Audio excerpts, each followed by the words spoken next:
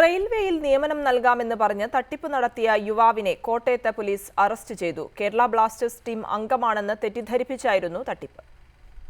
Railway recruitment board അംഗമാണെന്നും Kerala Blasters football team അംഗവും Nigerian ഫുട്ബോളിലെ ഏക മലയാളിയാണെന്നും തെറ്റിദ്ധരിപ്പിച്ചാണ് മുഹമ്മദ് ഷമീർ തട്ടിപ്പ് നടത്തിയത്.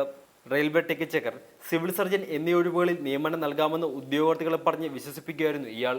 കോട്ടയത്ത് നിന്നും 7 പേരിൽ നിന്നായി 38 ലക്ഷം രൂപയാണ് ഷമീർ തട്ടിയെടുത്തത്. മുന്തിയ ഹോട്ടലുകളിൽ താമസിച്ച ഇയാൾ കോട്ടയത്തെ ഒരു വിദ്യാർത്ഥിയുടെ പിതാവിന്റെ പേരിൽ കാറും വാങ്ങിയിട്ടുണ്ട്.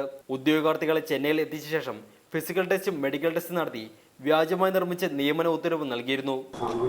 ഷമീൻ എന്ന ആൾ വ്യാജ പേരിൽ കോട്ടയത്ത് എത്തിയിട്ട് ഏകദേശം ഒരു 3 മാസമായി കോട്ടയത്ത് എത്തിയിട്ട് കോട്ടയത്തെ പല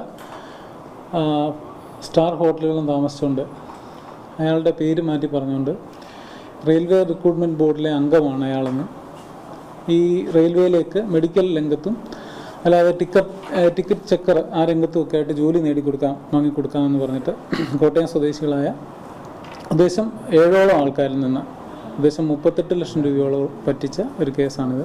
കോട്ടയം സ്വദേശിയുടെ പരാതിയുടെ അടിസ്ഥാനത്തിലാണ് ഷമീറിനെ പോലീസ് അറസ്റ്റ് ചെയ്തത്. വെള്ളരിക്കുന്ന്, തമ്പാനൂർ, ആലുവ, എറണാകുളം നോർത്ത് എന്നിവിടങ്ങളിലും ഷമീർ സമാനമായ തട്ടിപ്പ് നടത്തിയതായാണ് വിവരം. ഇതിനെക്കുറിച്ചും പോലീസ് വിശദമായി അന്വേഷണം ആരംഭിച്ചിട്ടുണ്ട്. റിപ്പോർട്ടർ, കോട്ടയം.